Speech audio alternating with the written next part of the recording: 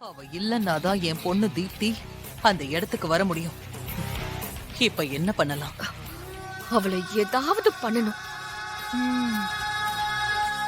நம்ம ஏதாவது பண்ணி நம்ம மேல சந்தேகம் வரக்கூடாது. இயற்கையாவே அவ போய் சேர மாதிரி பிளான் பண்ணணும். என்ன பண்ணலாம்? சாகர அளவுக்குலாம் நம்ம எதுக்கு பிளான் பண்ணணும்? ரொம்ப ரிஸ்க். கையோ காலோ லைட்டா உடைச்சு விட்டுடலாம். அதுக்கப்புறம் கை உடைஞ்சிடுச்சு, கால் உடைஞ்சிடுச்சு, அது இதுன்னு சொல்லி அப்படியே அவ்வளவு துரத்தி விட்டுருவாங்க. எப்படி ஐடியா? பத்தாது.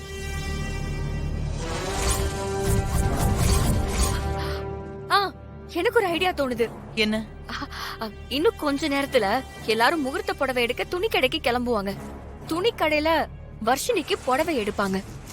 கண்டிப்பா ட்ரெஸ்ஸிங் ரூமுக்கு போய் புடவைய மாத்துறதுக்காக போவா.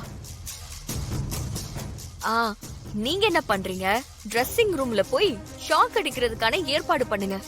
தொட்டா ஷாக் அடிக்கணும், அந்த மாதிரி ஏற்பாடு பண்ணி வைங்க.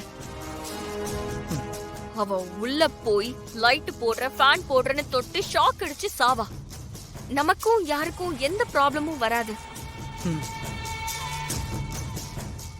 சூப்பர், இதத்தான் நான் எதிர்பார்த்தேன். சூப்பர் ஸ்ரீஜா, நல்ல ஐடியா.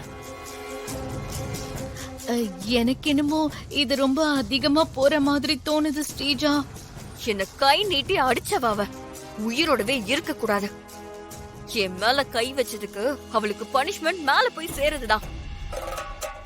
இந்த தடவை அந்த பிளான் நடக்கணும்னா இசை அந்த இடத்துல இருக்க கூடாது. அவ இருந்தானா கண்டிப்பா ஏதாச்சும் பண்ணி தங்கச்சிய காப்பாத்துறதுக்கு வாய்ப்பு இருக்கு. அதனால அவளை துணி கடைக்கு வர விடாம கழட்டி விடணும். அது எப்படி? சுபத்ராணி இசைய கண்டிப்பா வரணும்னு சொல்லுவாங்களே. இசை துணி கடைக்கு வரமாட்டா, அத நாங்க பாத்துக்கிறோம். மத்தத நான் பாத்துக்கிறேன். ஒரு கால் வந்திருக்கு, நீங்க 2 பேரும் பேசிட்டு இருங்க. ஹலோ, சொல்லுங்க.